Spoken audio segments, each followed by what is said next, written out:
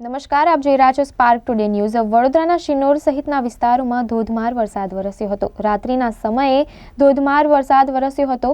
રાત્રિના સમયે કડાકા સાથે ધોધમાર વરસાદ વરસ્યો હતો અને શિનોરના અનેક ગામોમાં વીજળી ડૂલ થઈ હતી। વીજળી ડૂલ થતા અનેક ગામોમાં અંધારપટ છવાયો હતો। રોડ રસ્તા પર ઠેર ઠેર પાણી જોવા મળ્યું હતું।